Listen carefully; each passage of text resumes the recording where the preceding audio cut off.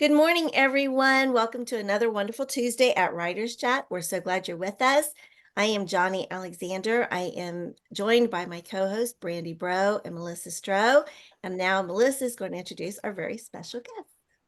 Good morning, everyone. We're glad that you're with us today, and we're very excited to introduce our guest, who is no stranger to serious writer, but is new to Writers Chat. And for those who don't know Holland Webb, he's joining us today to talk about content writing. I'll give you a little bit about him. Holland is an inspiring content writer who understands the elements of storytelling and how to put them to work for business. In addition to writing material for U.S. News and World Report and Focus on the Family, he has written website content for a major chain of hotels with locations in North and South America, Asia, and Europe. Holland's other clients have included international ministries, bestcolleges.com, MailChimp, Wiley, and Architectural Digest. And we are really excited to hear from you today about this topic and what authors and inspiring writers can do with content writing. So I'll just turn it over to you. Thanks for joining us today.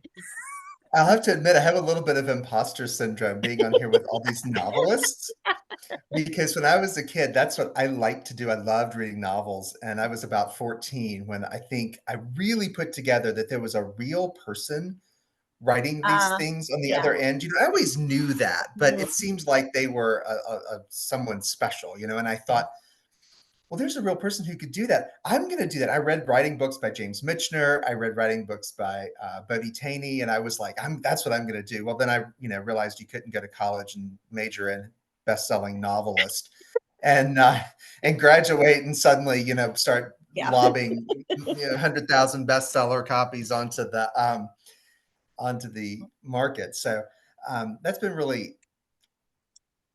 I didn't go to college to be a writer. People ask me that a lot. What do you do? Oh, I'm a content writer. I'm a ghostwriter. And you go, oh, did you go to college for that? No, I didn't. But it sort of fell my lot, first because I worked for an international development organization, and I would write grants, and I would write fundraising appeals, and I would write thank you letters, and I would write major donor appeals. And I didn't really know how to do it. My boss just said, here, go do this. And I would write them and give them to him, and he would mark them up and give them back. And we would do that little exchange over and over again until he thought it was good enough to send out to our donors or our donor prospects. And that was kind of what we did. I didn't really become a content writer until I went to work for a marketing agency. I think that was about 8 or 9 years ago. And that was when I started writing for the hotels. Which, if that sounds boring at all, it is. The first few were kind of fun.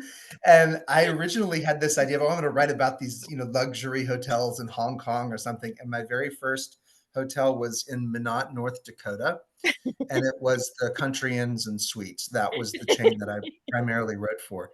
But I tell people it's a little like learning to play the piano, because I spent 8 hours a day writing according to a script. I couldn't be very creative because we had to use the right language and we had to follow this very strict style guide.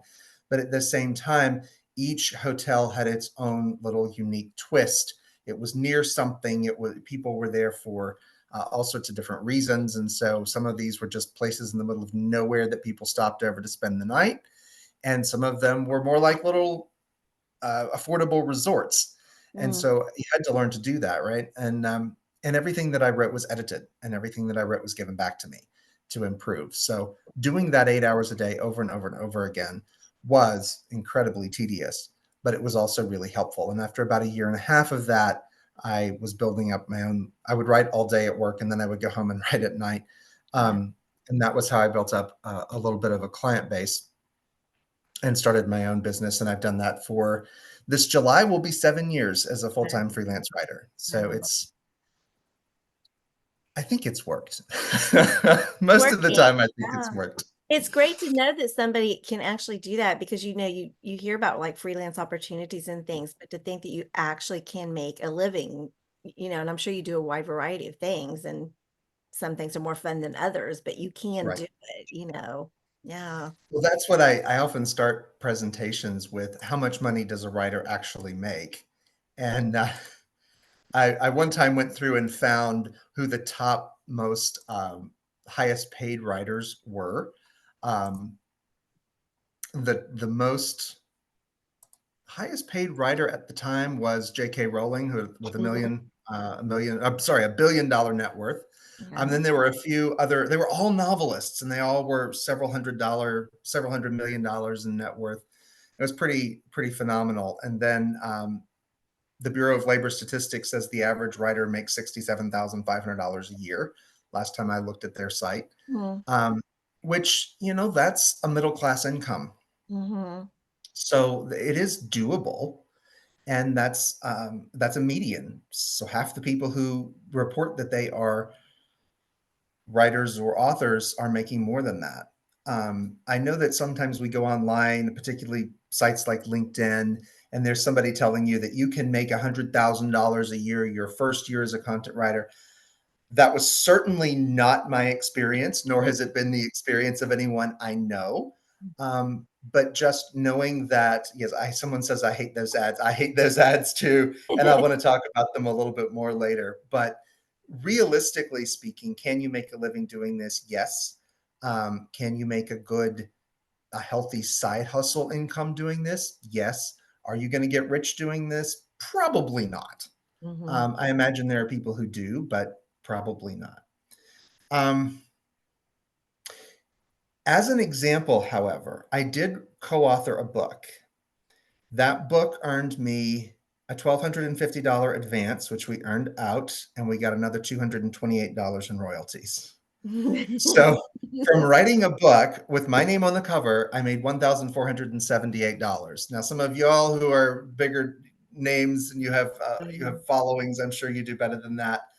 But I mean, I can make that much money easily in a week writing content. So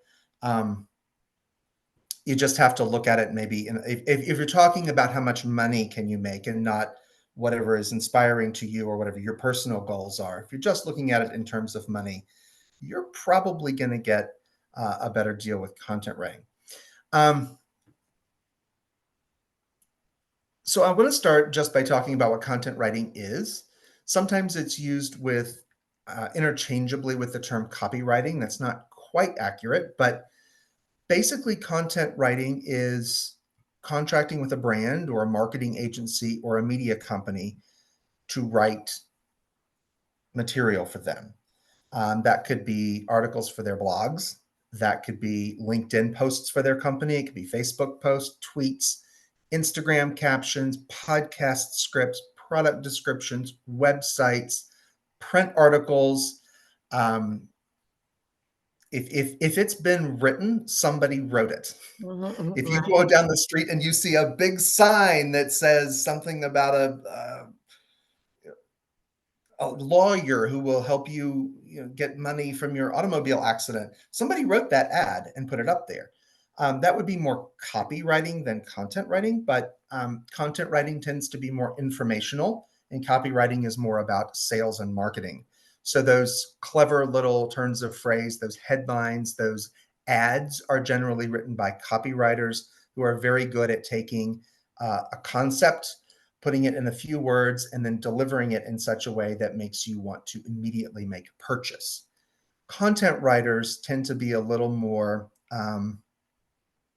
informational. It's about working with a company or nonprofit organization or individual person to help develop and provide information to their prospective clients. Somebody is mentioning technical writing in the chat. I see it popping up at the bottom. Technical writing tends to be more technical.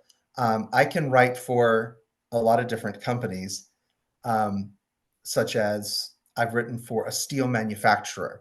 I don't really know a lot about steel manufacturing, but I don't have to know a lot about steel manufacturing. I can learn what I need to know to write an article. But if I were going to write the instruction manual for using the products that my client makes, I would need to know in detail about steel, right? And about how to use those products. So a technical writer who's going to write that kind of instructional guide, or that's going to write material for a nurse maybe who has to learn to use a new kind of medical machine, a technical writer would need to know about nursing and about how this machine works and about how to communicate with nurses who are going to use that particular machine.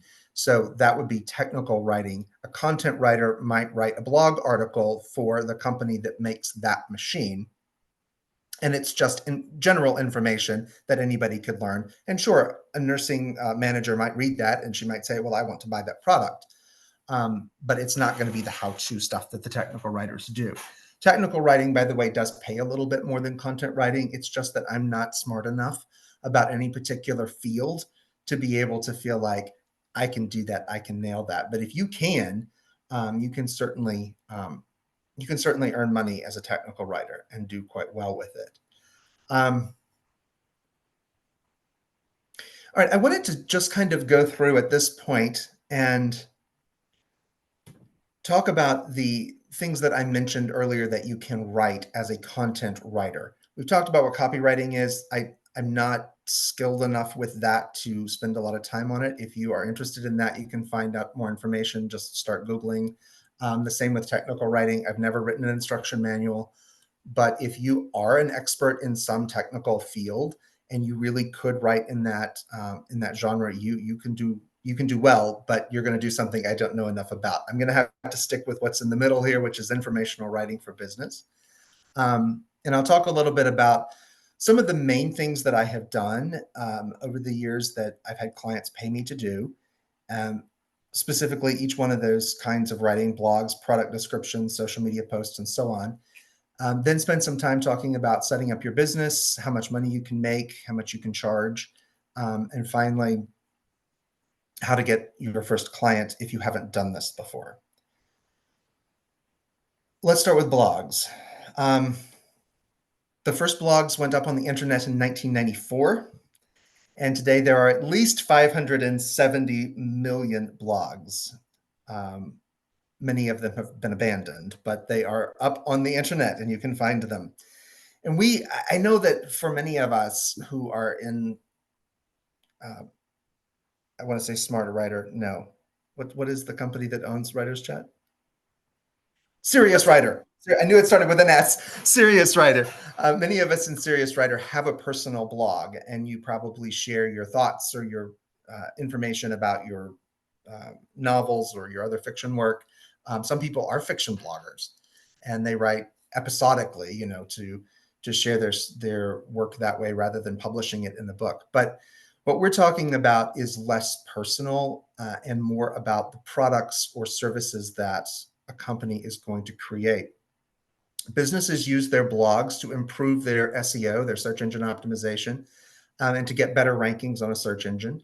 Blogging keeps their website searchable and engaging. It helps them attract and retain new customers who are interested in something related to the product they sell. The blog serves as an open portal to that business's website. Businesses also use blogs to keep customers up to date on new products or changes in their industry or other relevant news or opportunities. At the moment, I think I'm working with two. I hope I don't accidentally click you off. I think I'm working with two companies that I'm writing blogs for. One is a business-to-business company, and one is a business-to-consumer company. Business-to-business companies sell products or services to other businesses. If you're B2B, yes, exactly. If you build freezers and sell them, industrial size freezers, and you sell them to restaurants, you do business-to-business work. If you build a freezer that a consumer buys and puts up in their garage or in their kitchen, then you're selling business to consumer. So one of the clients, I mentioned them before, is business to business, and they are the steel manufacturing company. They have a blog, they need articles for that blog, and they will send me topics. And usually they'll say, this is what we want you to cover. This is maybe the architecture of the piece. These are the subheadings we want. Sometimes they don't send that. Sometimes they just send the topic. But they're trying to get into solar panel industry. So they're trying to convince solar panel producers that they want to use steel or aluminum to make the brackets that hold the solar panels on top of people's houses. So we're writing articles about using different kinds of metals and the benefits of different metals in the solar industry. The business to consumer client that I write for is a pet products agency. They make high-end cat boxes. So we don't write just about litter boxes or litter. We write everything to do with cats because people who own cats want to know about what to feed them and how to play with them, and if the cat has ear mites or if they should, and I think at the last count, I'd written about 250 articles about cats. I don't know anything about cats, don't have one, never had one, but I've learned a lot, and we've created lots of content about cats. And people read the blog, they respond to it, and as the more that we establish an authoritative presence in that space online, the more people look at it and say, "Oh, these folks know what they're doing, and perhaps I do need to spend $125 on a litter box." After all,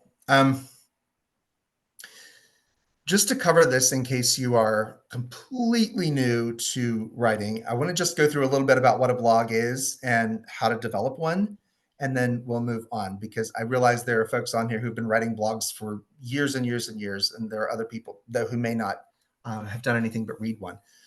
Blogs operate a lot like a traditional magazine article. There's a title, there's a subtitle, there's an introduction, there's a series of subheaders. Depending on how complicated the article is, you may get subheaders.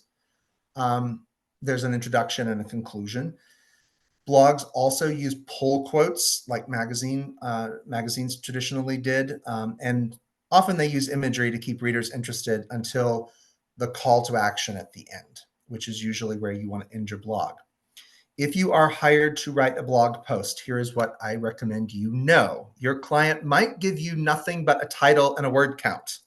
They could say, we want 500 words, we want 1,000, 1,500, 3,000 words.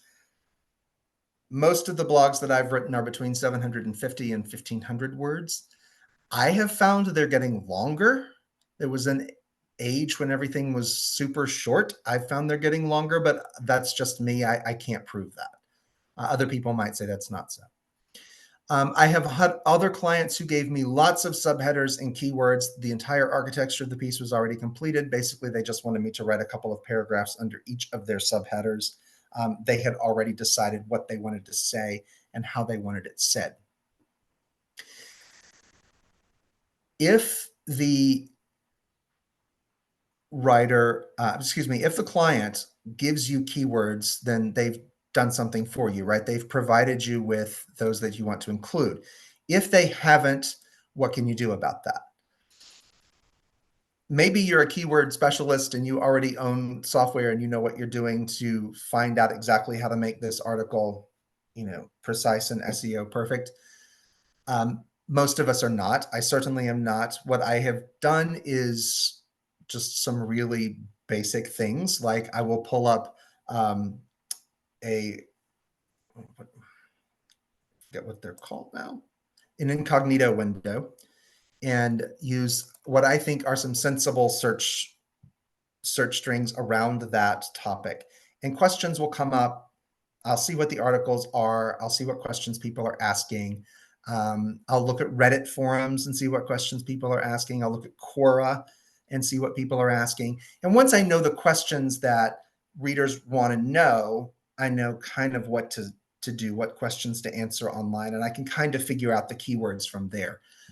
I don't think that keyword optimization is nearly as complicated as some SEO agencies make it out to be. They definitely need you to believe that SEO is really hard in order for them to stay in business. Yeah. And maybe it is, but I have clients that just don't have the money to pay for an SEO agency, and I'm not going to charge them I'm not going to learn how to do all that and then charge them for it on top of it. It doesn't seem right. But that is a good place to start, is just looking for the questions people are asking and then figuring out how you're going to answer them.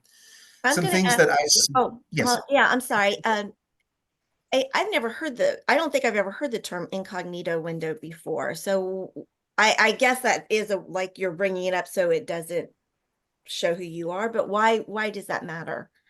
It doesn't rely on your history. It doesn't rely Okay. on your search history. Okay. So Gotcha. right now, if I look up anything about cats, it's going to pull up my client's articles. Right. But if I look it up on an incognito window, it's going to pull up whatever the top ranked articles are Okay. for that topic. And then Uh-huh. I know this is who we're competing against, not Mhm. this is what we've already done. Gotcha. Well, that's So that's the interesting. value of using an incognito window. Um, Also, you don't clutter up your search history so much, but the value for SEO is there. Okay. Um, Yeah, that makes perfect sense. Yeah, thank you. when you're writing for a business, you want your post to be as valuable as possible. So if you're writing as a person, if you write as a ministry, if you want to encourage people in their marriages or their personal growth or their devotional life, um, you may have a lot more flexibility in how you want to approach that. When you're writing for a business, you want to be as concise and precise as possible and add value with every word.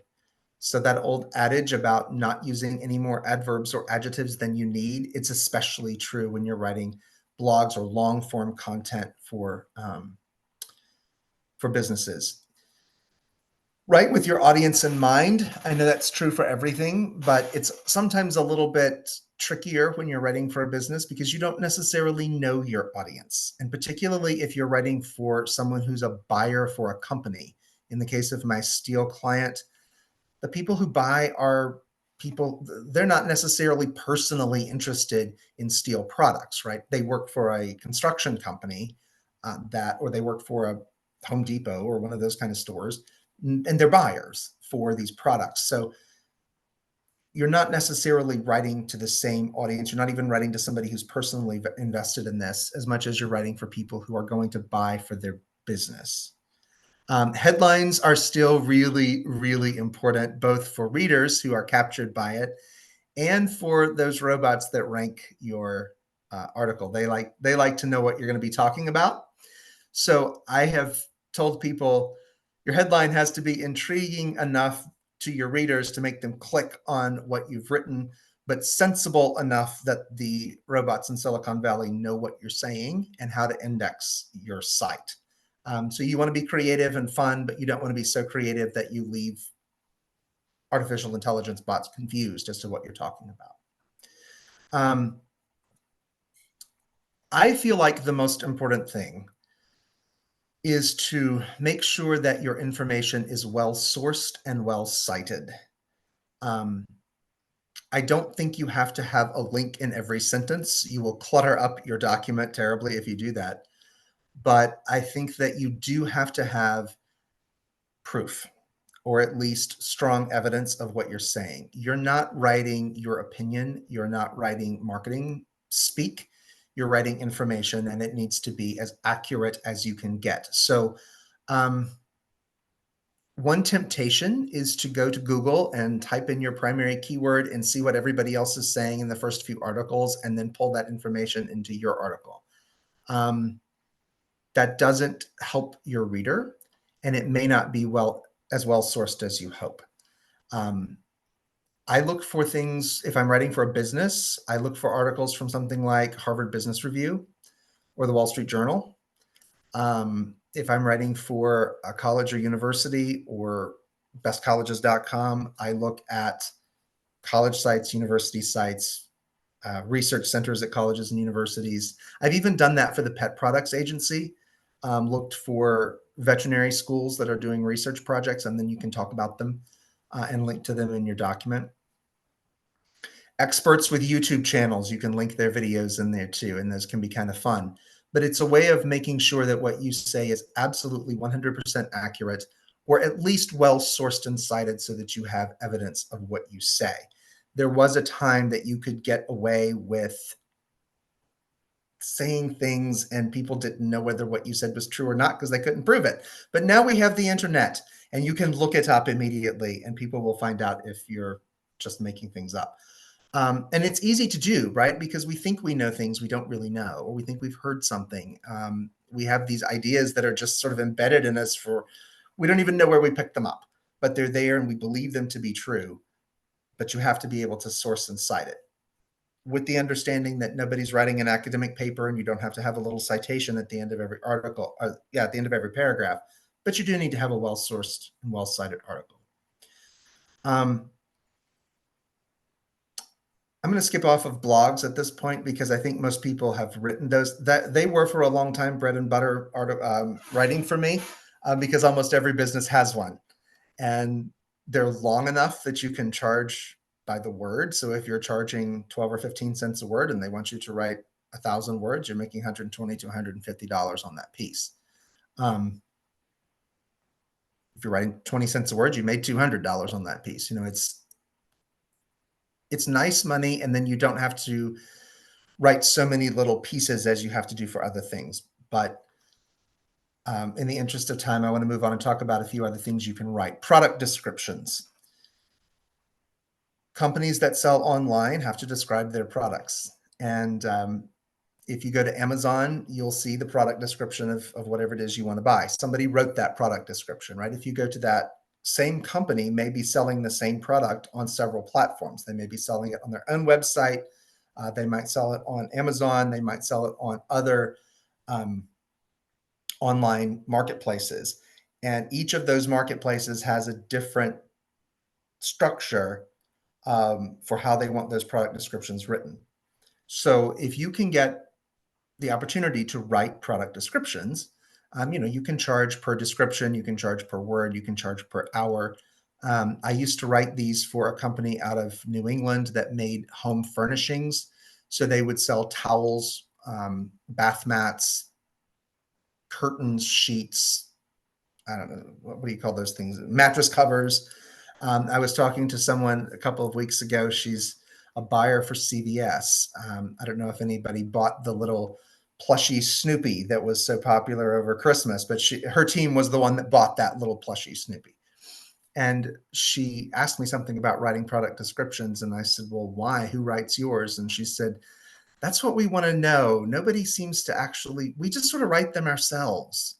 So even a big company like that, which is one of the biggest retailers in the country, they do hire people to write product descriptions. I find it after a while really tedious and really annoying, and I don't do it anymore just because I don't like it. But if you do like it, or if you just want the experience, or you want to get paid something, if you can find a company that sells products.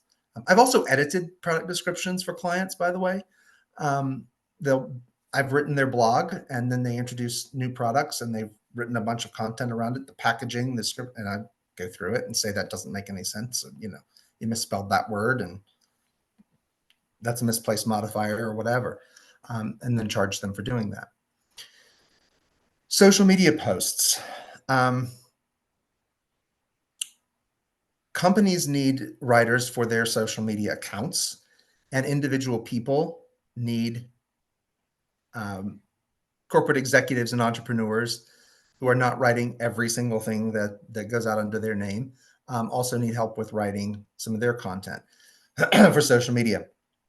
LinkedIn has over the years become quite the online watering hole for professional networks.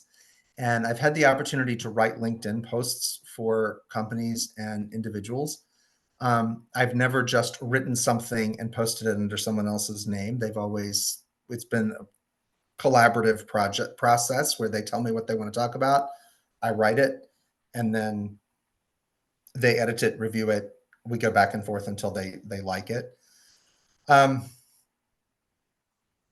I've done the same with Facebook. Now, for companies or nonprofit organizations, you can just write it and post it.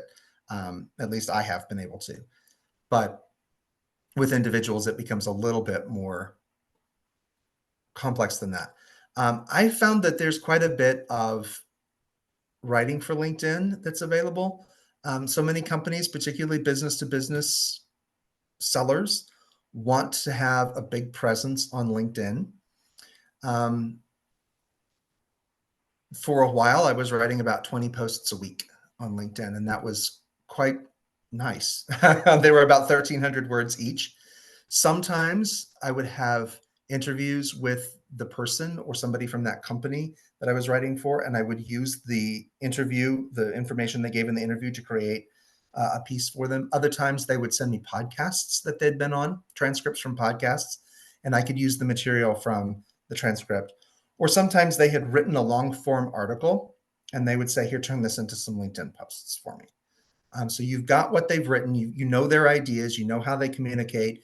You can basically take something that they've already said or they've already written and just repackage it for LinkedIn for them.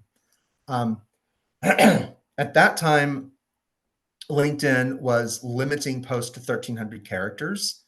And I know that one client was requiring me to stop at 1,256 characters because they wanted to add something at the end of everything. LinkedIn has stopped doing that. But from what I understand, 1,300 characters is still kind of the optimum. I could be wrong about that. Somebody who's more LinkedIn savvy than I may want to chime in. But from what I hear, that 1,200 to 1,300 character, not word, character post is still considered optimal. Long enough to say something important, but sure, people are not on LinkedIn to read articles. They're on LinkedIn to read posts. A few things to know about writing LinkedIn posts is that your readers are scrolling. They are not searching, which is different than blogs. If a reader comes to your blog, it's because they've typed a search string or they've spoken a search question into Google or some other search engine, and it's pulled up this long form article, this blog post for them. And so they're interested in that topic. Somebody who's on LinkedIn is just on LinkedIn. They're not necessarily looking for anything. They're scrolling through all of their friends and the people they follow and the people who have paid ads on LinkedIn. And they're going to stop only if you make them stop, right? They're not there to read your post and your ideas. They're just there. And you kind of have to throw out a hook and catch them. And because of the way LinkedIn works, you have about 3/4 of a sentence to do that with. At the very top, your first sentence has to be incredibly compelling. And if you're on LinkedIn, I'm sure you've seen people do this too. They'll say something completely ridiculous to try to hook you, or they'll say something kind of offensive or obnoxious to try to hook you. I'm not suggesting that you do that. I'm just saying you only have a second or two to grab people's interest on LinkedIn. So if you want them to stop scrolling, open up your post and read it, you do have to be exciting in that first sentence. So your opening sentence needs to be somewhere around the 135 character mark. I would not just create a sentence to make it 135 characters, but that's about what you want if you're going to have enough of a complete thought at the top of your LinkedIn post.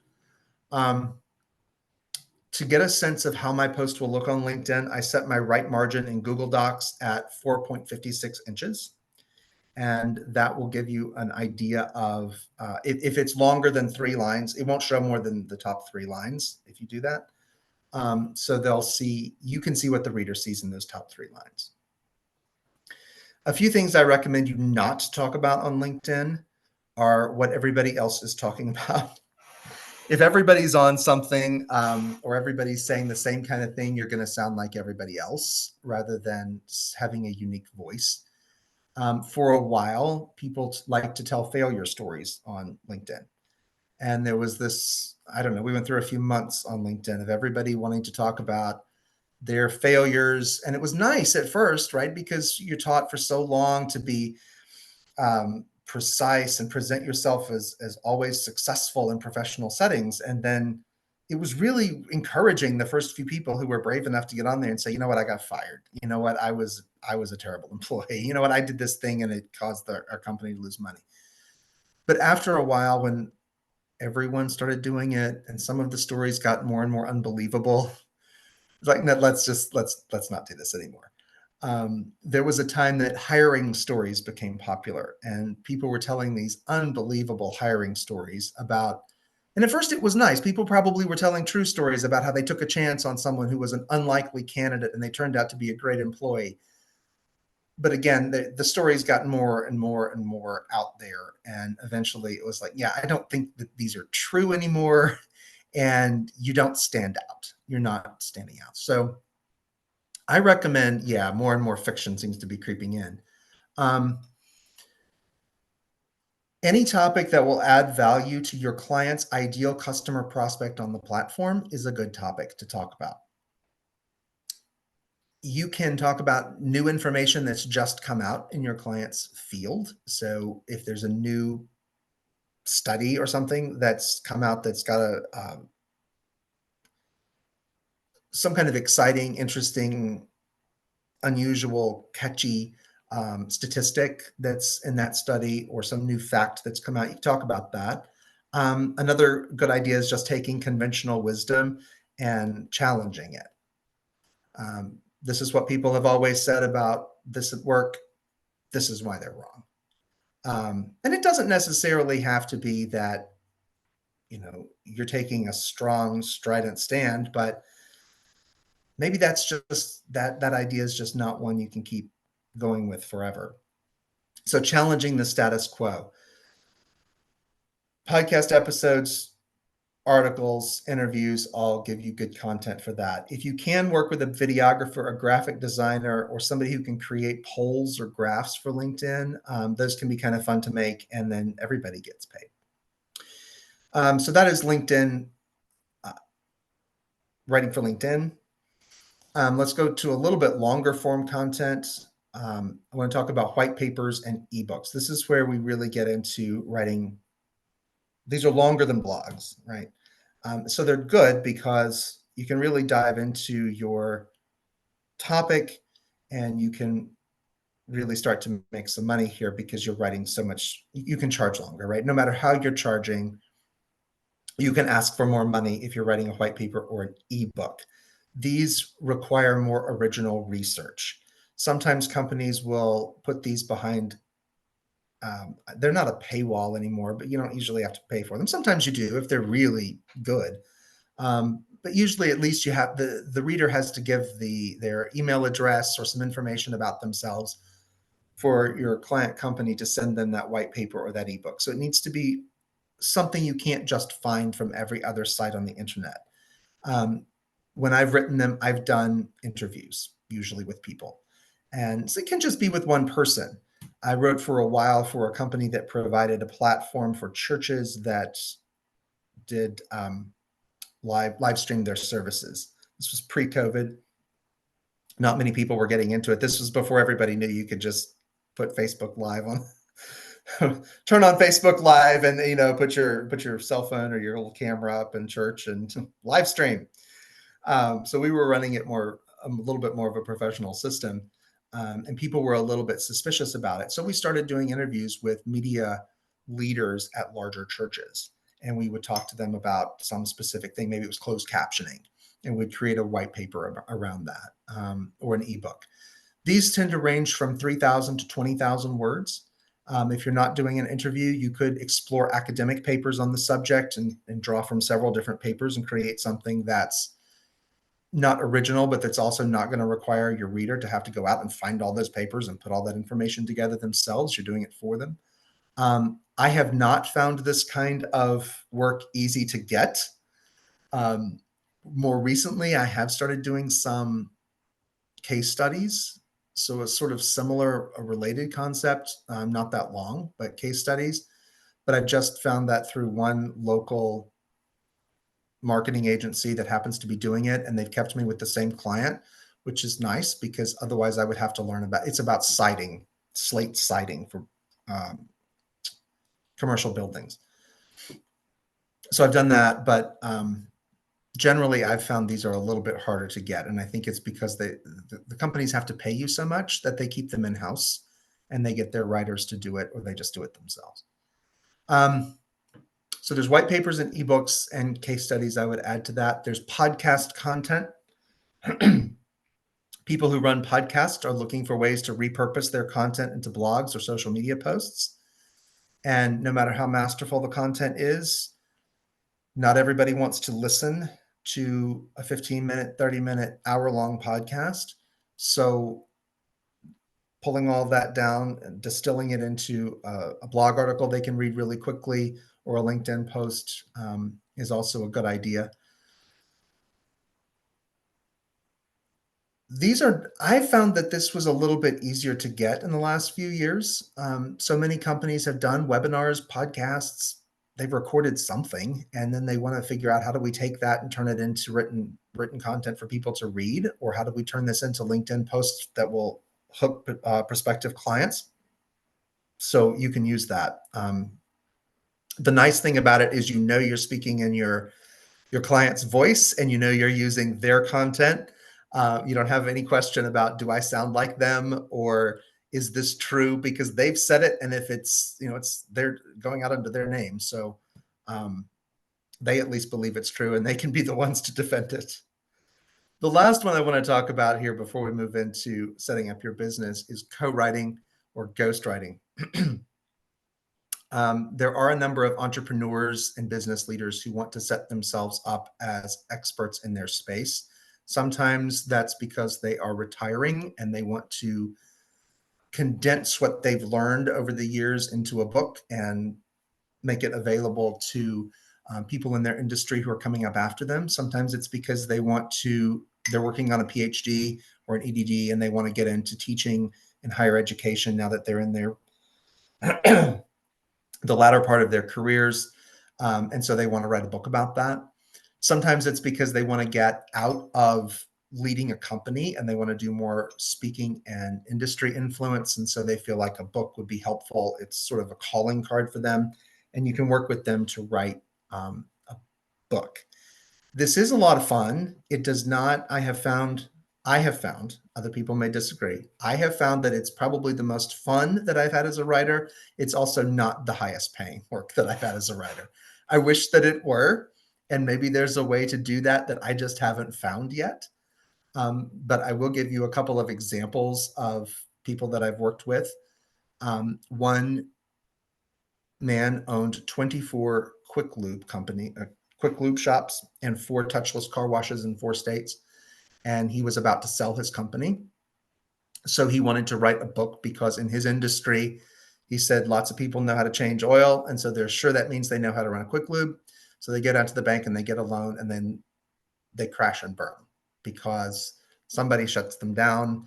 The EPA comes in and they don't know how to handle that. And they don't know how to handle billing, and they hire their somebody who doesn't work out on their team, and they just don't understand these simple things that make a quick lube function. So we wrote a book on how to run a quick lube.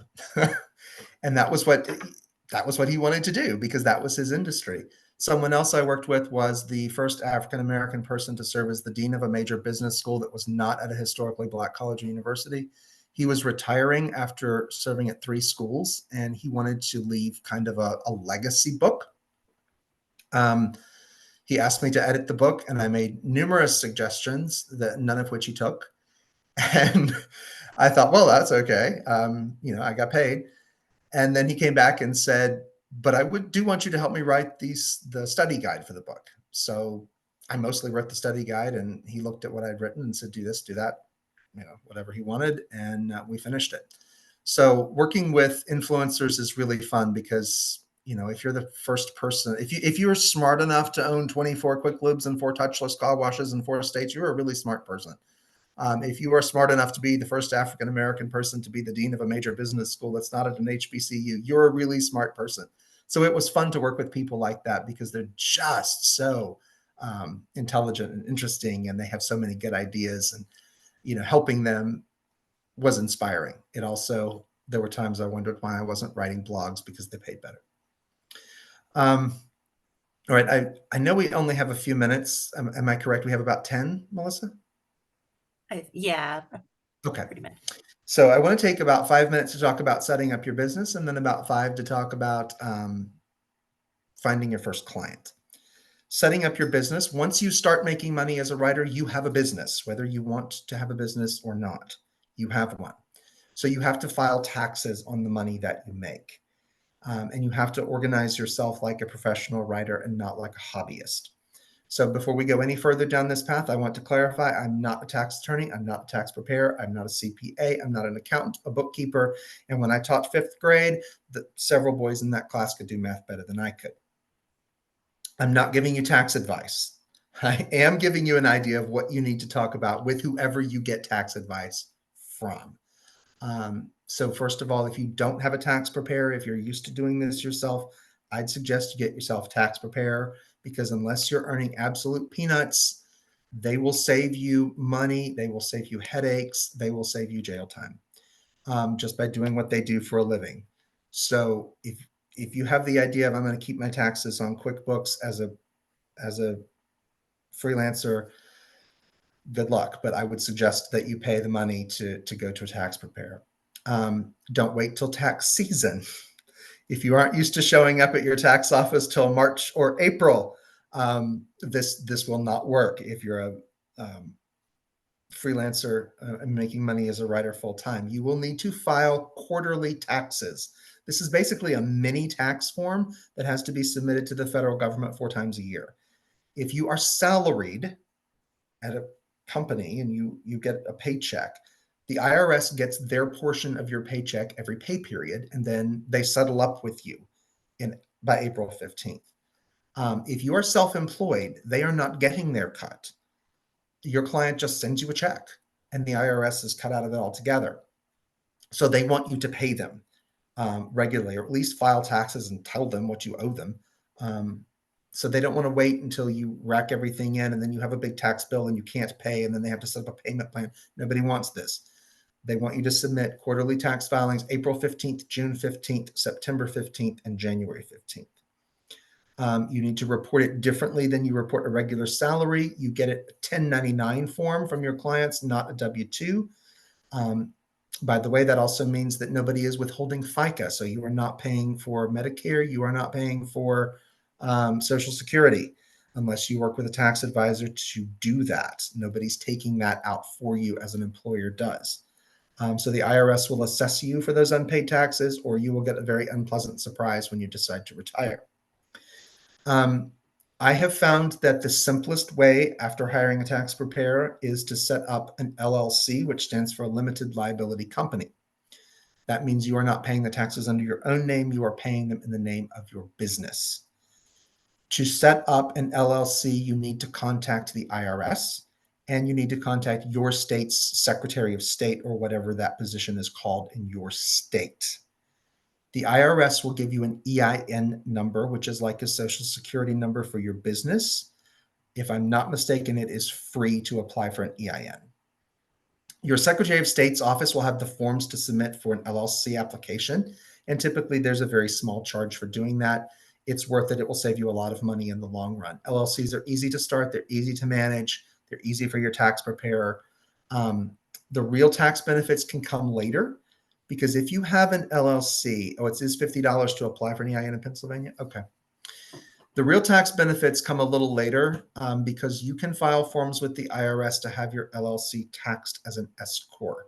And that is something to ask your tax preparer about. The IRS will assess your taxes as if you were a corporation rather than a little business. And that can be, I have saved thousands of dollars doing that. I'm not saying you should. I'm saying you should talk to your tax preparer or your accountant about whether you should be taxed as an S corp rather than as an LLC.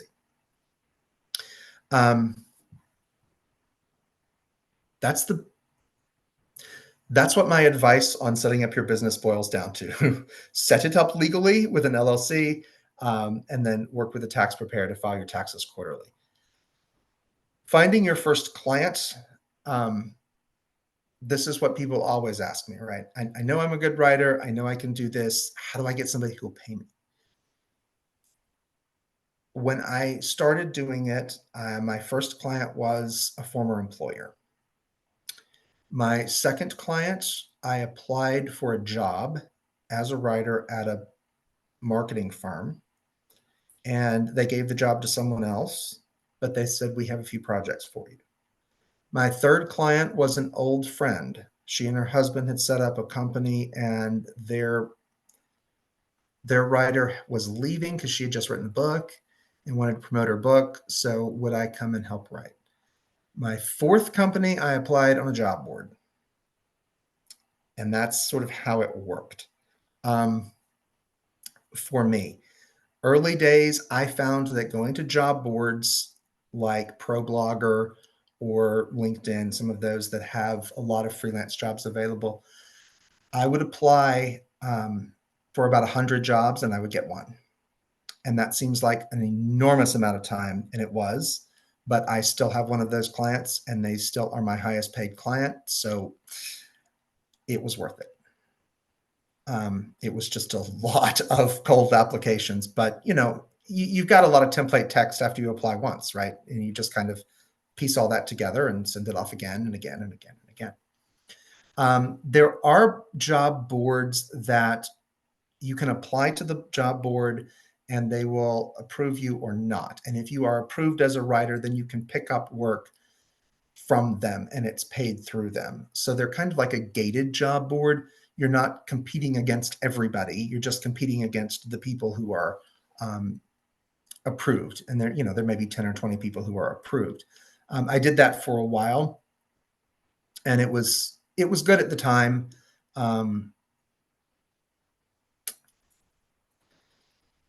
There are some job boards that the pay is just abysmal. I've seen people paying $8 for an article.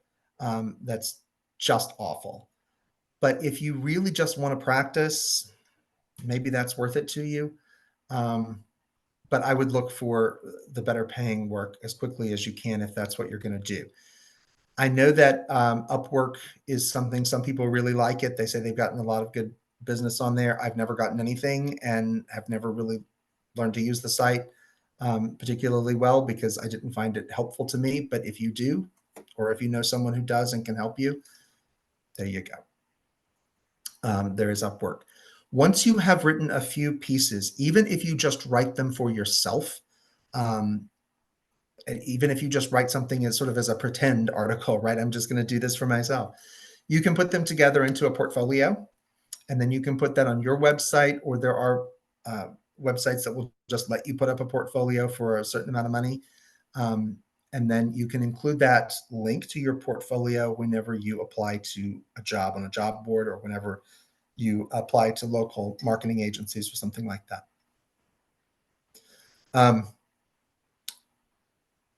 Local marketing agencies can be a good opportunity as well because they need freelance writers sometimes. So, looking up online how many marketing agencies are in your town and just writing to them all, you may pick up one. Once I had a few clients, it was a lot easier to keep that ball rolling because people recommend you. They recommend you to their friends, or somebody leaves an agency and goes somewhere else. And I've had this one happen at least twice.